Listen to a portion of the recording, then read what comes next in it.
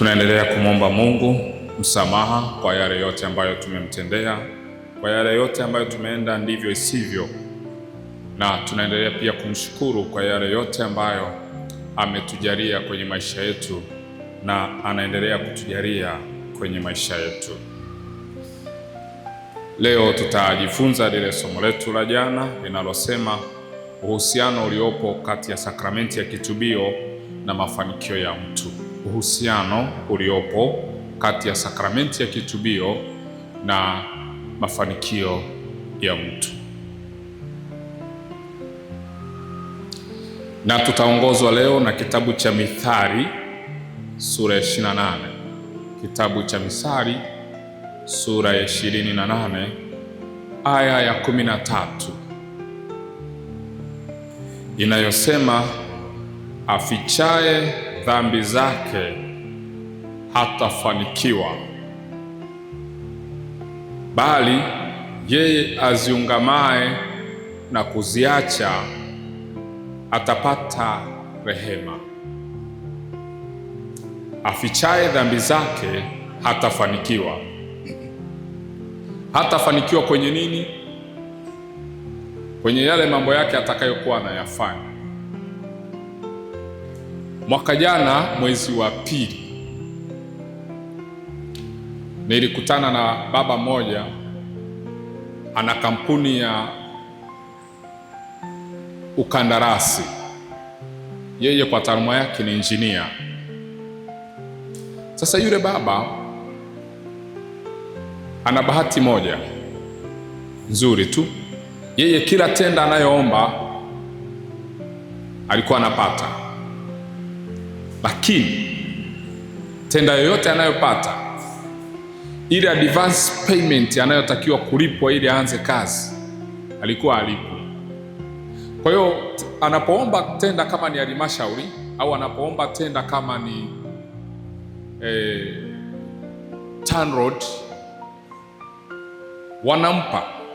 wanapompa inategemewa kwamba pengine apewe kiasi fulani cha pesa ili aanzie, lakini yeye alikuwa anaambiwa kwamba wewe anza, pesa tutakupa. Kwa hiyo akishaambiwa hivyo, yeye anachokifanya anaingia benki, anakopa, anatumia hela yake akijua kwamba akishamaliza ile tenda aliyopewa atalipwa pesa, na atakapolipwa pesa basi atakava kile kiwango chake alichokichukua. Kumbuka, unapokuwa umechukua labda tenda ya kujenga lami au kujenga daraja, hauendi peke yako, manake una wasaidizi wako, una vibarua, una wale watu uliowaajiri na kila kitu. Kwa hiyo yeye akajikuta yuko kwenye hayo mazingira, na akishamaliza kujenga anaenda anakabidhi.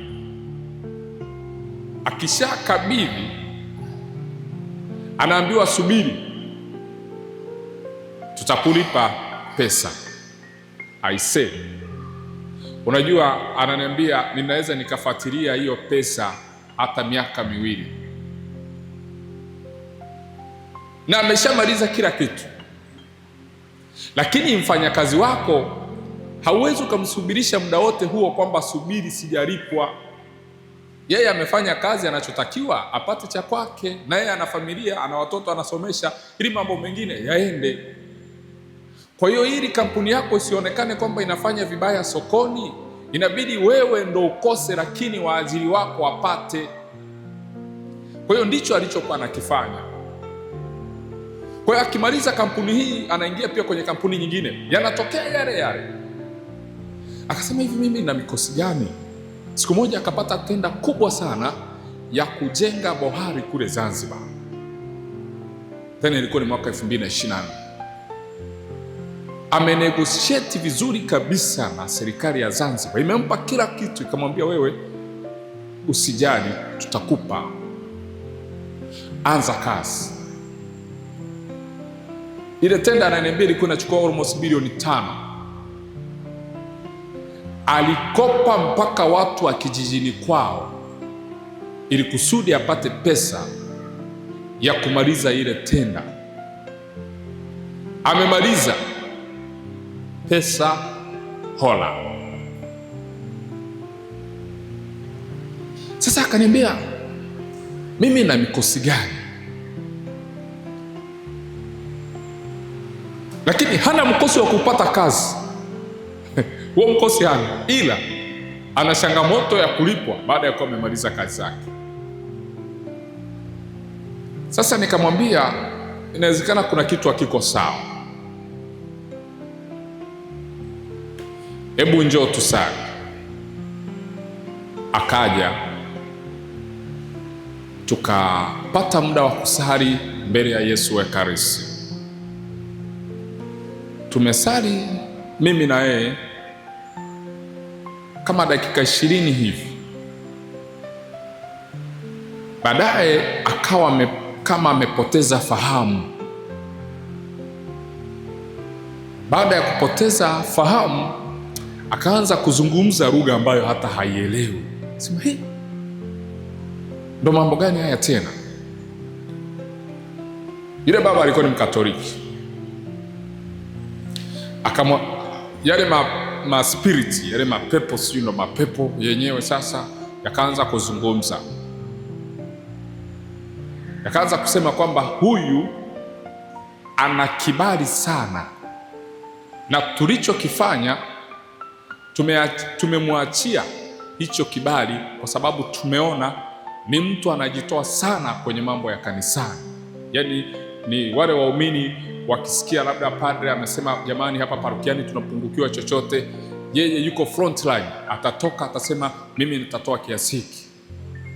Kwa hiyo yale mapepo yakasema kwenye kibali cha kupata hapo tumeshindwa, lakini sisi tumeenda kudiri na wale anaofanya nao biashara. Msifu Yesu Kristo. Mbona sasa shetani alivyo mjanja, kwamba wewe unaweza ukamshinda, lakini akaenda kufanya kazi na wale ambao unategemea wewe ufanye nao kazi. Wewe umepambana, umemshinda. Na ndio maana wapendwa, naomba leo niwape hichi kitu, ni kwamba kuna aina kuu mbili za nguvu za giza. Kuna aina kuu mbili za nguvu za giza, na ni watu wachache sana huwa wanaelewa hizi nguvu za giza. Aina ya kwanza ya nguvu za giza ni zile nguvu za giza ambazo zinaishi ndani ya mtu.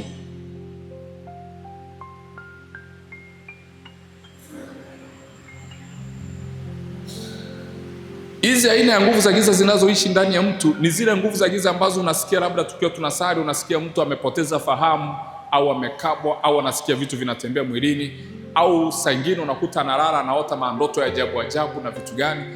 Huyo anaashiria kwamba ana aina fulani ya nguvu za giza ambazo ziko ndani yake, zinazoonekana moja kwa moja au zisizoonekana moja kwa moja. Hizo ndio nguvu za giza zinazoishi ndani ya mtu. Na mara nyingi sana pia hizi cases kwa upande wa wanawake zinaonekana sana, zile nguvu za giza zinazoishi ndani ya mtu. Aina ya pili sasa, ambayo hii zinafanya kazi sana kwa upande wa wanaume na hata wanawake, ni aina ya nguvu za giza ambazo zinaishi au zinafanya kazi kupitia kile kitu unachokuwa unakifanya. Kwa mfano, wewe kama wewe unaweza ukawa kabisa hauna nguvu za giza, lakini wewe huyo ni mfanyabiashara. Sasa nguvu za giza zinachokifanya, zinakaa kwenye biashara yako, sio kwako. Au wewe ni mfanyakazi wa serikali, nguvu za giza zinaweza zisikae ndani yako, zikakaa ndani ya kazi unayofanya. Unaposikia kwamba mtu anakuambia bana, mambo hayaendi, nafanya kazi lakini vitu havitokei, sio uzembe wake. Vitu havitokei kwa sababu zile nguvu za giza zimeenda zikakaa kwenye kile kitu anachokuwa anakifanya huyo mtu. Tumsifu Yesu Kristo. Kwa hiyo sio rahisi sana watu kulielewa hili, kwa sababu ukija kwenye maisha ya huyu mtu, ni mtu mtakatifu sana. Hata akisimama hapa kusali au kuombea watu, utaona watu wanaanguka huko, utaona watu wanapoteza wengine hata fahamu, wanasema kweli huyu mtu ana nguvu. Lakini huyo mtu anayefanya hayo mambo, ukija kwenye maisha yake ya kawaida, hasa kwenye upande wake wa kiuchumi, hakuna kitu kinachosogea kwenye maisha yake. Kwa nini? Huku kwingine ameweza, lakini kule kwingine amewezwa.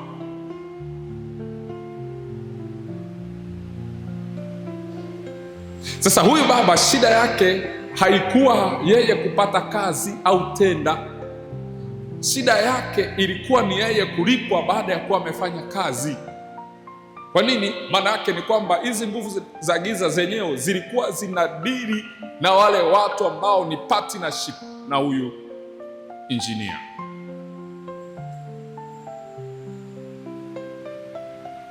Ndio maana wakati mwingine unapokuwa una interact na mtu au unapokuwa unafanya biashara na mtu, hiyo biashara unayokuwa unaifanya au hata huyo mtu, hakikisha unaomba maombi ya kutosha. Ndio maana hakuna biashara kubwa isiyo na mkataba. Msifu Yesu Kristo. Hakuna biashara unayoweza kuingia na mtu bila kuingia mkataba. Unajua mikataba yote tunayoingia huku, origin yake imetoka kwenye Biblia. Mnakumbuka kisa cha Yakobo na Esau? Baada ya Esau anapotaka kuuza uzalio wake wa kwanza, mnakumbuka kile kisa? Unajua Yakobo alichomwambia kaka, akamwambia kama unataka kuniuzia uzalio wako wa kwanza, mimi sitaamini. Alimwambia niapie kwanza. Msifu Yesu Kristo. Niapie kwanza, maana yake ni kwamba tuingie kwanza kwenye nini? Mkataba.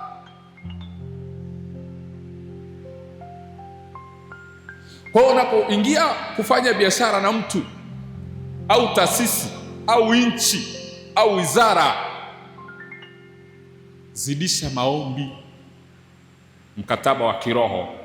Mtapeana mkataba wa kimwili, lakini wewe kama Mkristo lazima uingie mkataba na Mungu.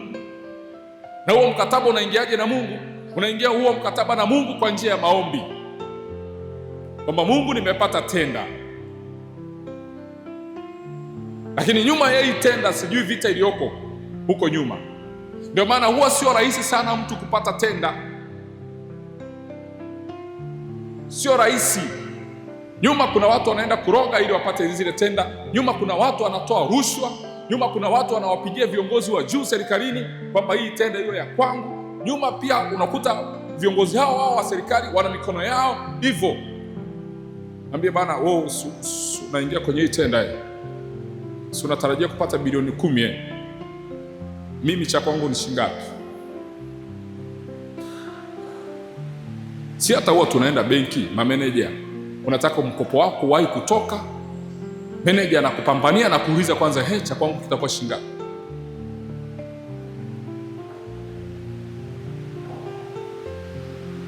Kwa hiyo huyu injinia, shida yake ilikuwa ni kwamba shetani alikuwa na dili na wale watu waliokuwa wanafanya nao biashara. Sasa alichoniambia yule baba,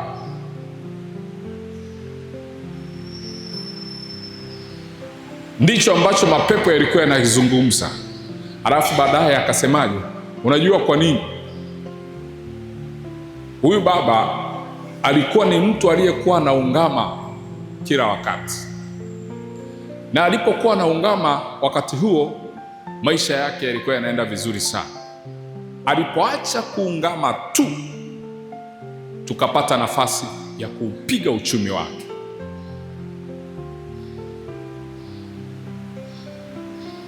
Ndio maana Biblia inasema afichaye dhambi zake hatafanikiwa. Hajasema hatafanikiwa kwenye nini, ameweka kwenye mabano. Kwa hiyo kila mtu hapo anaingia, hatafanikiwa kwenye kile anachokuwa anakifanya huyo mtu kwenye maisha yake.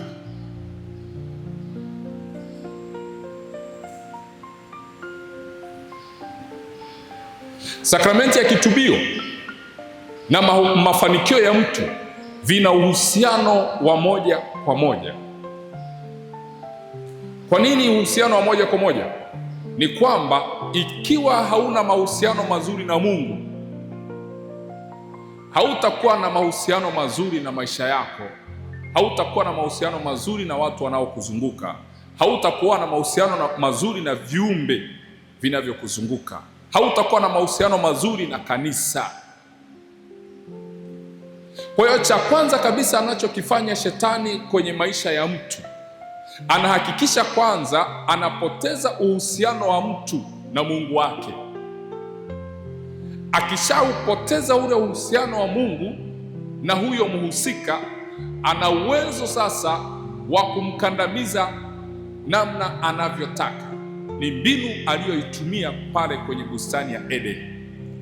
Alijua kabisa kwamba huyu Adamu na Eva, njia pekee ya kuweza kupata maisha yao ni kuhakikisha kwanza ninafanya ninavyoweza kufanya, ninapoteza mahusiano yao na Mungu wao. Kwa hiyo akatafuta lile eneo au ile engo ambayo akigusa tu mwanadamu hatakuwa na mahusiano mazuri na Mungu wake. Sasa akaenda kwenye bustani ya Edeni akasema ati hivi. Alianza na neno ati. Kwanza anataka apate uhakika. Ati hivi ndivyo Mungu alivyosema, msile matunda ya mti wa katikati. Ati hivi. Alifungua kwanza majadiliano. Ndicho anachokifanya leo kwa Wakristo wengi. Anawashawishi kwamba hata usipoungama bado vitu vitaenda, hata usipoungama bado ajira yako itakuwa pale pale, hata usipoungama bado miradi yako itaenda.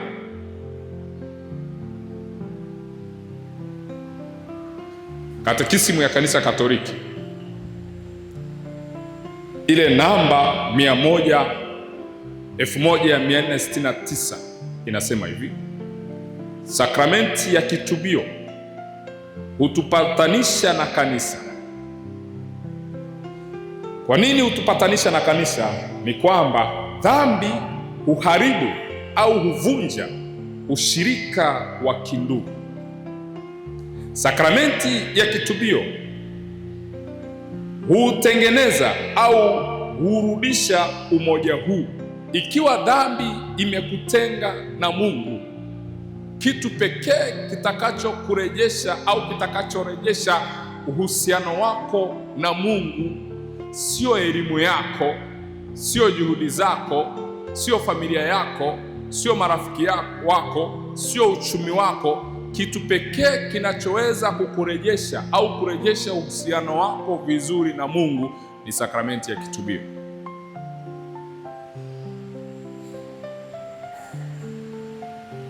Pesa haijawahi kurudisha uhusiano wako na Mungu ukawa mzuri. Marafiki hawajawahi kurudisha uhusiano wako na Mungu ukawa mzuri. Isipokuwa kinachorudisha uhusiano wako kuwa mzuri na Mungu ni sakramenti ya kitubio.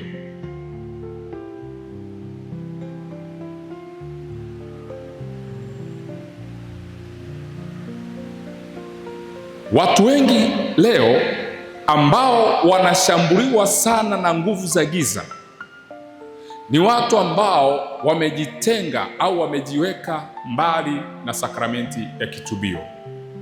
Kwa nini? Ukishajitenga au kujiweka mbali na sakramenti ya kitubio, unamfungulia shetani nafasi ya kukushambulia vizuri.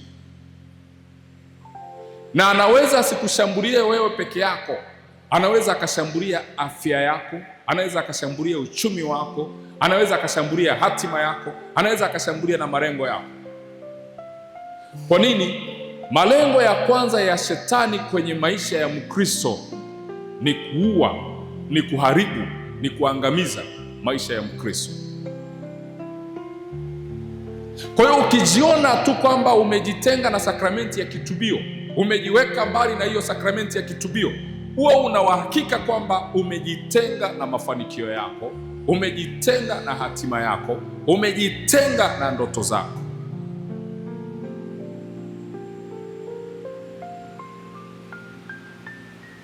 Biblia imesema afichaye dhambi zake hatafanikiwa, bali aziungamaye na kuziacha atapata rehema. Kwa hiyo obvious, ukijitenga tu na sakramenti ya kitubio, umejitenga na mafanikio yako. Na watu wengi hili hawalijui. Aidha wanalijua lakini wanachukulia poa, lakini uhalisia ndo huo.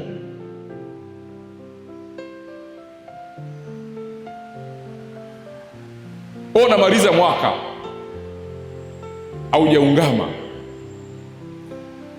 unamaliza miaka miwili haujaungama, unamaliza miaka mitatu haujaungama, unamaliza miezi 6 haujaungama, unamaliza miezi 7 haujaungama, alafu nafikiri kwamba mambo yako yataenda. Hayawezi kuenda.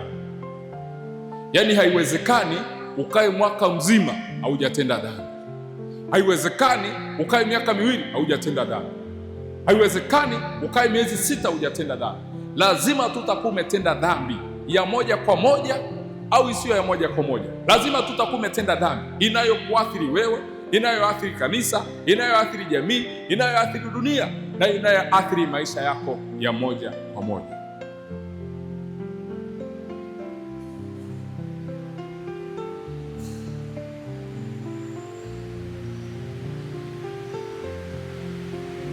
Siku moja nilikuwa pale Arusha. Kuna mama mmoja ana biashara ya tours. Anachukuaga watalii, anapeleka Serengeti, anapeleka Ngorongoro. Hiyo ndo biashara yake. Na alikuwa ametengeneza network kwamba amefungua na website kabisa, ameweka. Kwa hiyo wageni wote wanaotoka nje ya nchi wanatembelea ile website, na wakishatembelea ile website wanaangalia, wanachagua hoteli, wanachagua aina ya magari watakayotumia kwenye usafiri wao, lakini wanachagua na mtu atakayewapokea kutoka airport. Kwa hiyo huyo mama yeye alikuwa anadili pia ni dalali wa kuweka hoteli, anachukua hoteli za matajiri anaziweka kwenye hiyo website yake. Kwa hiyo hao wageni wanakuwa wanachagua, lakini wakishachagua kwamba mimi nitafikia hoteli fulani, yule mama, na wakishalipia, yule mama anachukua pasenti yake na anampelekea tajiri pasenti yake. Alikuwa anafanya vizuri sana, na kwa sababu hamfahamu, hata nikitaja kiwango cha pesa alichokuwa amefikia sio mbaya kwa ajili ya kujifunza. Alikuwa ametafuta pesa mpaka amepata mtaji karibia bilioni 10 za Kitanzania. Sasa yule mama siku moja akalala, akaota ndoto. Alipoota ndoto, aliota yuko kwenye moja ya magari yake yale ya tours. Akaona mtu ametokea na mvua nguo akiwa kwenye ile gari lake la tours. Kwenye ndoto hapo akashtuka, akalala, akaota ndoto ile ile. Hii mara ya pili yule mtu alikuja akamvua kabisa nguo na akakimbia na zile nguo, alafu akamwachia shilingi 500 kwenye miguu yake. Yule mama akawa anaogopa sasa kutoka kwenye ile gari, kwa sababu kwenye ndoto hapo, kwa sababu yuko uchi, anaogopa sasa, nitatokaje kwenye ile gari na niko uchi? Kushtuka, kumbe ni ndoto. Akasema afadhali,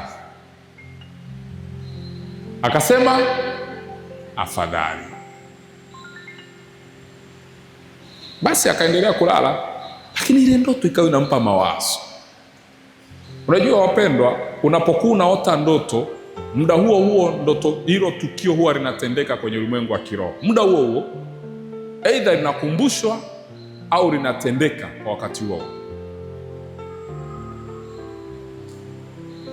Yule mama baada ya pale, gari zake zikaanza kuharibika moja baada ya nyingine. Yaani leo itaharibika hii, imeenda na watalii itaharibika, kesho itaharibika hii, huku kwingine anakosa wateja kama alivyokuwa anapata awali. Yaani mambo yanaenda ovyo ovyo. Alikuwa anajenga hoteli kule mbugani, mara vitu vikasimama, haviendi. Nini kinachoendelea? Haelewi. Lakini kumbe Mungu alishampa kwenye signal kwenye ndoto. Unajua ishara ya kulala, unaona mtu anakuvua nguo, maana yake ni kwamba anayavua maisha yako, anavua uchumi wako, anavua pengine afya yako, anavua malengo yako hivyo. Sasa yule mama alipuzia tu ile ndoto, kama wengine tunavyolala tukiota ndoto zingine atutilii maanani, tusema. Ingawa ni kweli kwamba sio kila ndoto inamaanisha kitu chochote. Zingine tu inawezekana ni mawazo, umelala sasa, usiku ukifika yanaanza kujichuja. Lakini ndoto zingine huwa ni signal Mungu anazitoa kwako kwamba kuna kitu pengine kinaendelea kazini hakiko salama, au kuna kitu kinaendelea pia kwenye ndoto yako, kwenye ndoa yako hakiko salama, au kuna kitu fulani kinaendelea kwa watoto wako hakiko salama. Sengine Mungu anaweza akatoa signal kupitia ndoto akwambia, watoto wako hawako salama, hebu amka uwaombee, au biashara yako haiko salama, amka uiombee, au kampuni yako hivyo yani, au kuna watu pengine wanakaa kutengeneza vitu fulani. Yule mama alikuwa na magari ya tours mazuri sana, yale magari ambayo alikuwa na magari 10. Sasa alikuwa ameshafikisha magari 10, ambapo gari moja, yale magari ya kisasa kabisa, mengine alikuwa anayanunua mpaka milioni 250.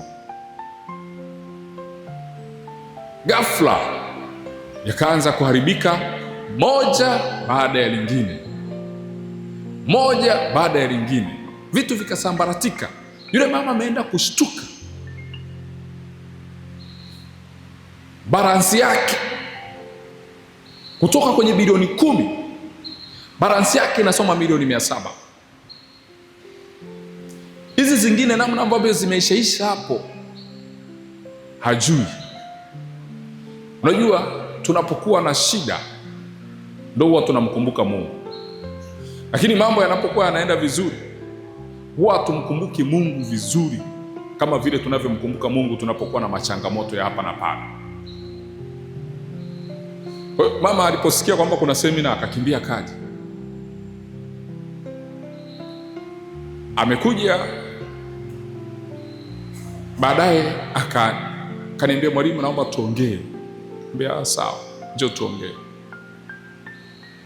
Akaja asubuhi kwenye saa 4 tukaongea. Nikamwambia basi naomba kesho urudi tena, halafu tutasali kwa pamoja. Aliporudi kesho yake tukaingia kusali. Yule mama alikuwa amefunga ndoa na mume wake yupo, lakini mume wake pia ana biashara zake huko Dubai. Kwa hiyo muda mwingi pia hayupo, anakuja labda kwa mwezi mara moja, afu baadaye tena anarudi. Ingawa yeye mume wake hakuwa na mtaji mkubwa kama mwanamke alivyokuwa na mtaji mkubwa. Kwa hiyo unajua sisi wanaume, wakati mwingine mwanamke akiwa na kipato kikubwa sana, kuna kale kwa wasiwasi tunakuwa nako, yani unakuwa hauna uhuru fulani. Kwa hiyo moja ya huyu mwanaume kuamua kwenda kufanya biashara zake kule Dubai, ilikuwa ni moja ya njia pia kukwepa zile dharau za waziwazi. Unajua kuna wanawake ambao akiwa na pesa anaonesha dharau za waziwazi kwa mume wake, lakini kuna wale ambao wanaweza wakakontrol za dharau zao, hata kama anajua kwamba hiki namzidi kipato basi. Sasa huyu mama yeye alikuwa ni wale aina ya watu ambao hivyo. Kwa hiyo huyu baba akawa ameenda zake kule Dubai kutafuta maisha na nini hivyo. Asa shetani alipompigia ni hapa.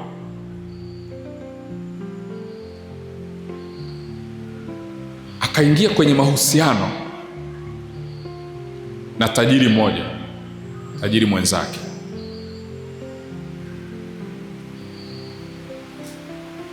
Kumbe yule tajiri ni wale matajiri ambao wao mafanikio yao yanatokana na kuchukua nyota za watu.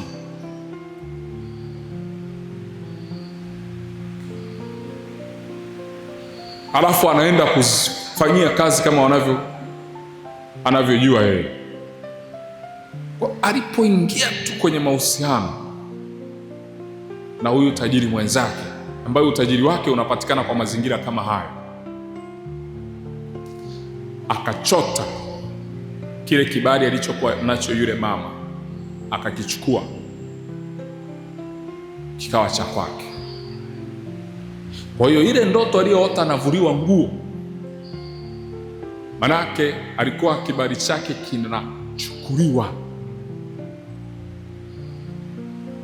Na ile ndoto aliota baada ya kuwa ameanza mahusiano na yule baba, huyo tajiri mwenzake. Imepita kama miezi miwili ndo akaota ile ndoto, baada ya kuwa ameingia kwenye hayo mahusiano na huyo baba. Sasa angalia, huyu mama huko nyuma alikuwa na utaratibu mzuri sana wa kuiendea sakramenti ya kitubio, lakini alipoingia tu kwenye mahusiano na huyu baba na vitu vikaanza kuharibika, hakuwahi kukumbuka kama kuna sakramenti ya kitubio.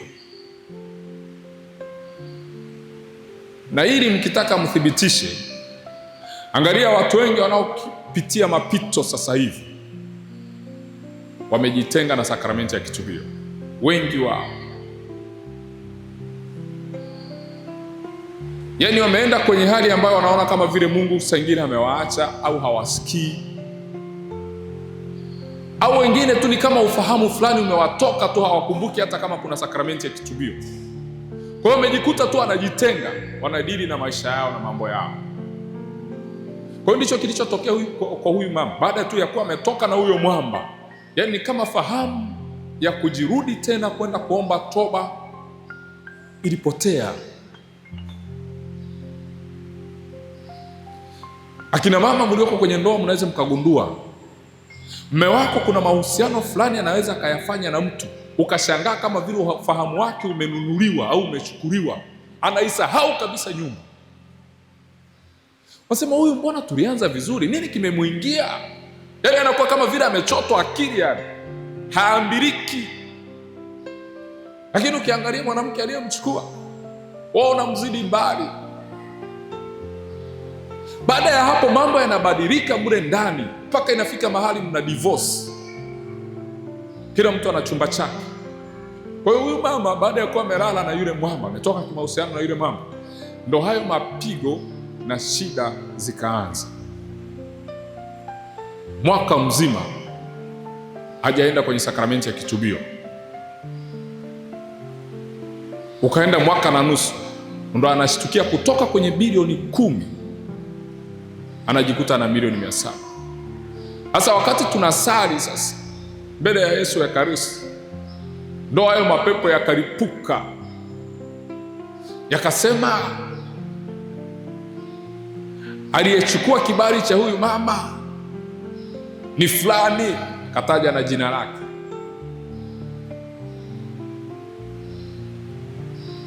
Akaniambia yakawa yanatamka hata muda ambao wameingia kwenye mahusiano,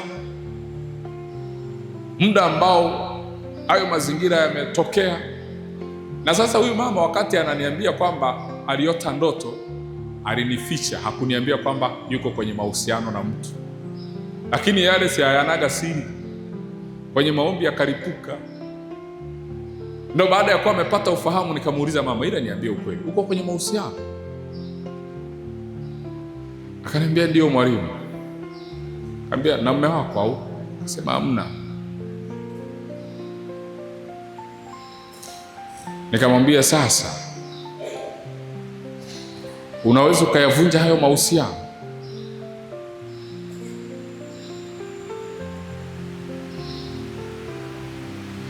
Akaniuliza, kwani kuna nini mwalimu?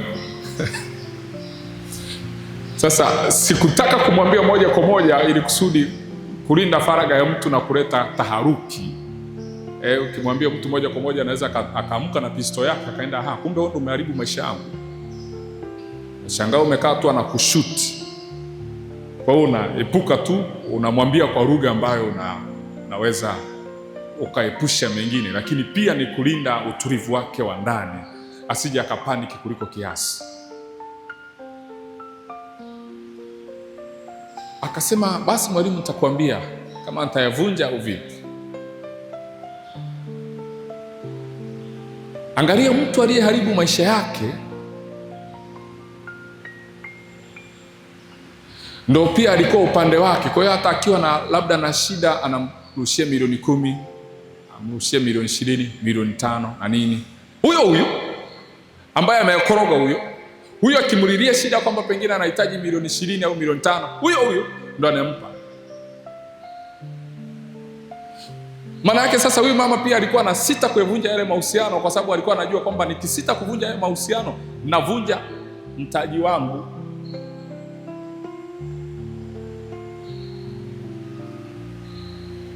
Tukaenda, yule mama akapotea.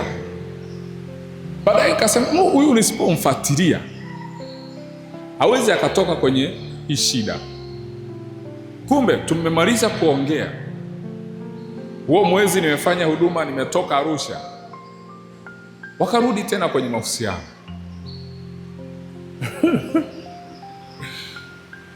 Nimerudi tena Arusha, nikampigia simu njoo, akawa hataki kuja. Lakini huku kwingine mambo yanazidi kuharibika. Alijikuta hata zile milioni 700 zimeisha. Amebaki kuwa maskini. Magari yake yale ya tours amepaki hapo. Ofisi watu wamemkimbia. Ameshindwa kulipa mpaka wafanyakazi mishahara. Amepelekwa na mahakamani, kwenye mahakama ya kazi, kwamba tunaomba utulipe mshahara wetu, kama hutaki kutulipa twende zetu.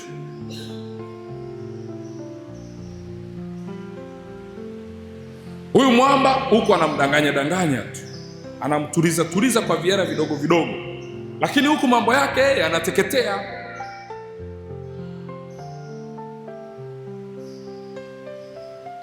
Basi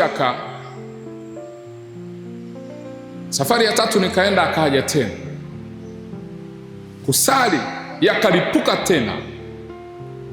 Akasema huyu hatuwezi kumwachia huyu, na hichi kibali chake, hii nyota yake hatuwezi kuirudisha.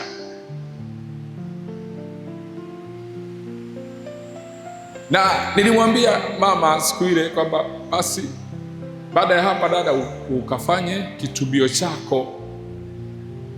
Akaniambia, mwalimu, mimi huwa nafanya kitubio mwenyewe, hasa naenda kuungama kwa padre. Mwanadamu kama mwenzangu, madhambi kama ya kwangu naye anayo. Sasa wewe umeziona dhambi zake.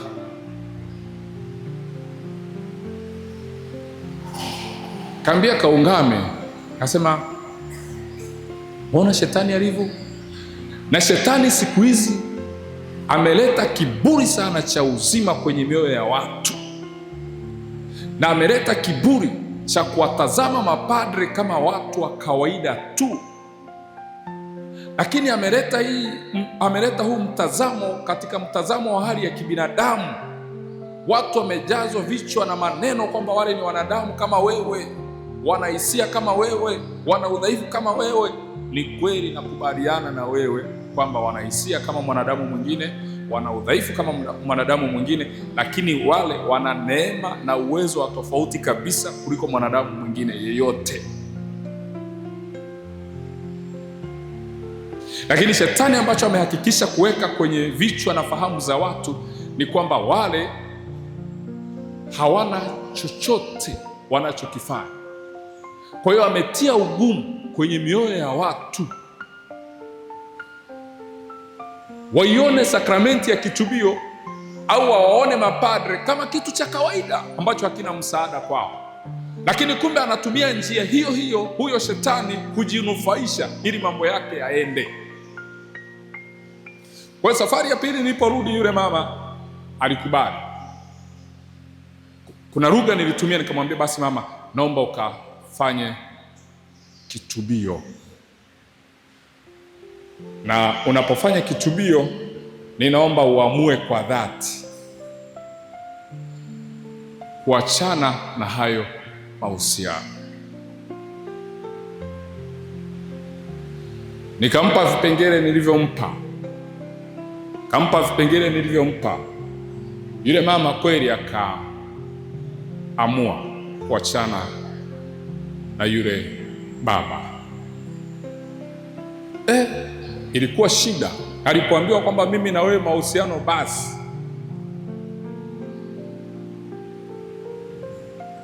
Yule baba akajitokeza akasema, shida ni nini? Kama umeporomoka kimtaji,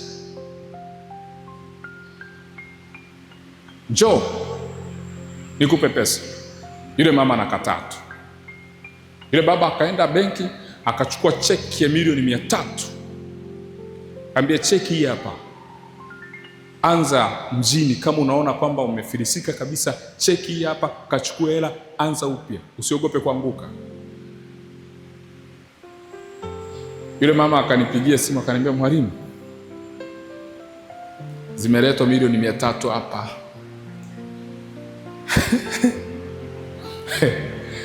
Nizichukue? Kamuuliza, ukishazichukua si mnaendelea mahusiano? Mama akaniambia, sitabidiwa hivyo hivyo tu mwalimu.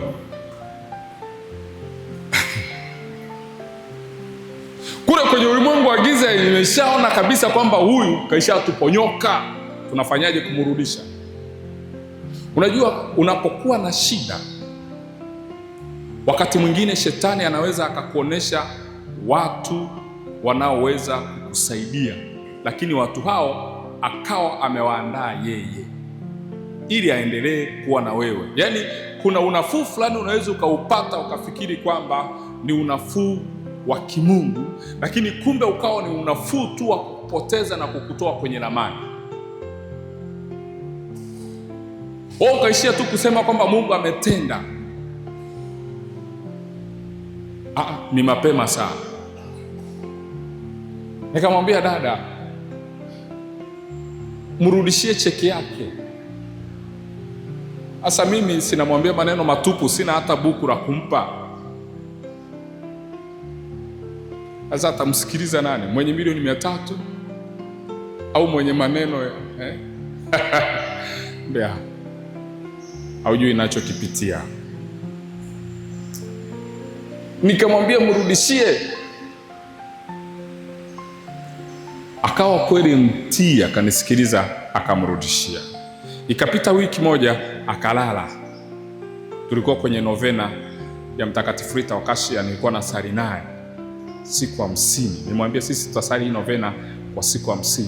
Siku ya 37 tukiwa tunaendelea kwenye ile novena, akawa amelala, akaota ndoto. Aliota ile ndoto, akaona padre anamvarisha vazi jeupe kwenye ndoto hapo. Akaona padre amekuja amevaa stola na alba, alafu anamvisha vazi jeupe yule mama. Guess what? Yule mama, kuna watu alikuwa amefanya nao biashara, alikuwa anawadai kama milioni 400. Usiku ule alipolala akaota ile ndoto. Asubuhi anakutana na simu inamwomba aende ofisini kusaini mkataba wa kuchukua hela yake ambayo ilikuwa pending almost miaka 3, milioni 400 hajalipa. Akaenda akalipwa.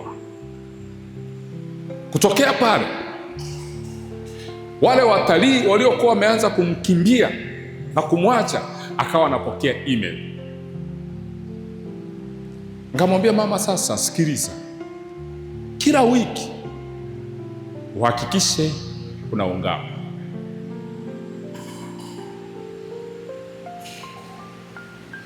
Juzi nilikuwa Arusha na semina. Tumemaliza semina, yule mama akaniletea pesa, furushi. Ambia mwalimu, hii zawadi yako, fungua hivi.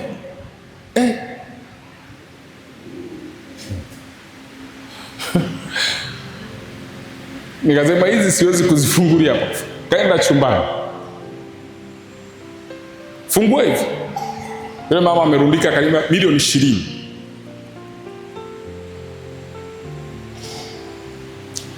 Nikamwambia mama, umejuaje? Umejua kabisa kwamba mwalimu alikuwa anaye right? Alafu akaniambia, akanitumia email. Nipe mwalimu, unajua sasa hivi mtaji wangu umesogea sana. Kaambia niambie. Nisogea sana. Tunavyozungumza hivi mwalimu, mambo yanavyoenda, ninachezea kwenye B4, manake bilioni. Na ule utaratibu wako mwalimu ulioniambia kwamba niwe naungama kila wiki, ninao walau kwa mwezi na uhakika wa kuungama mara 3, nikipuuzia sana au nikichelewa sana mara 2. Lakini kwa kweli naona mafanikio yanafunguka.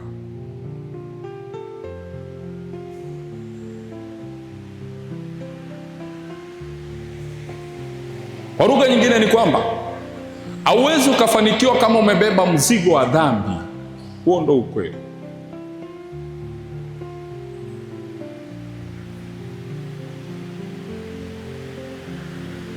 Nilikuwa Kigoma mwaka jana.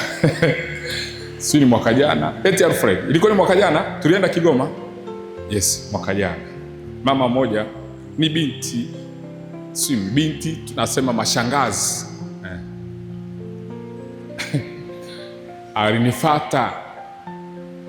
Kweli nakutana na changamoto sana, lakini nzuri za kufurahisha. Akaniambia, mwalimu, naomba uniombee. Ombee nini? Kuna baba mmoja ana pesa na ameonekana kunipenda.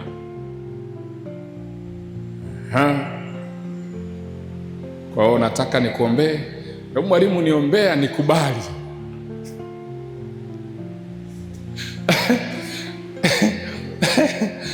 Yule dada ni bonge, alafu mzuri. Okay. Sasa mimi nimesoma saikolojia, huwa sina kawaida ya kumdisappoint mtu moja kwa moja. Kwa hiyo sikutaka kumwambia moja kwa moja kwamba hakuna maombi ya aina hivyo, ila nikamwambia, sasa mimi nakuombea Mungu akupe wa kwako, sio wa mtu mwingine.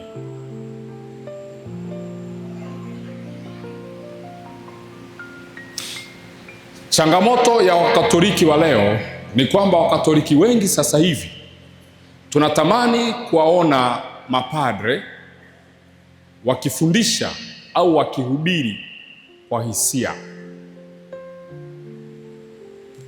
Lakini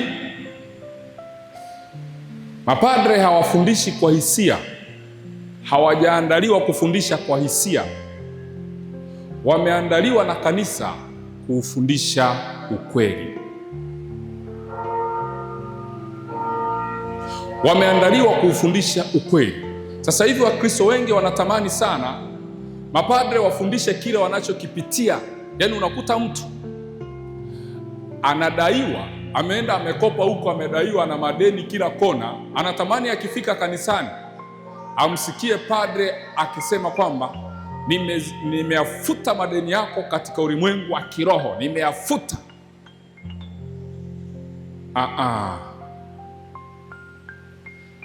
Nenda kwanza ulipe madeni ya watu.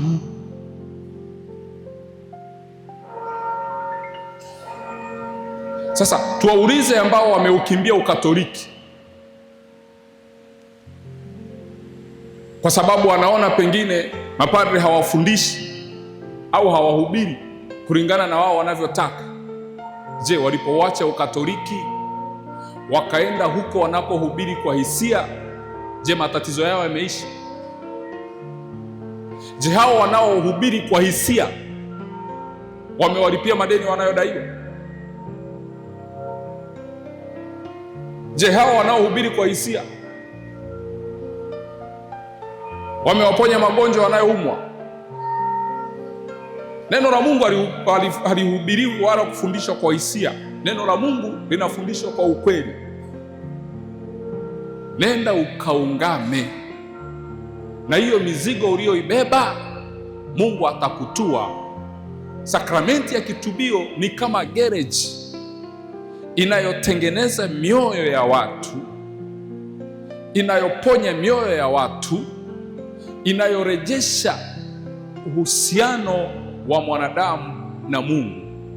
Ni kwenye sakramenti ya kitubio utarudisha uhusiano ulioupoteza na Mungu wako. Ni kwenye sakramenti ya kitubio utawasamehe waliokuumiza. Ni kwenye sakramenti ya kitubio utapata nguvu za kupambana na majaribu ya huu ulimwengu. Lakini ukitegemea kwamba mapadre wahubiri kwa hisia, wafundishe kwa hisia, hicho unachokipitia kwenye maisha hauwezi ukapata uponyaji wa aina hiyo. Kwa hiyo Wakatoliki, kama tunataka mafanikio ya kweli ya kifamilia, ya kiuchumi, ya kikazi, basi sehemu salama ya kuwa salama kabisa ni kila wakati kukiendea kiti cha kitubio, kwa sababu usipokiendea hiki kiti cha kitubio utaruhusu shetani kukushambulia, utaruhusu mafanikio yako kushambuliwa. Na Biblia imeweka wazi, ukisoma waraka wa kwanza wa Yohana ile sura ya kwanza aya ya 8 inasema, anayesema tukisema kwamba hatuna dhambi tunajidanganya sisi wenyewe na kweli haimo ndani yetu.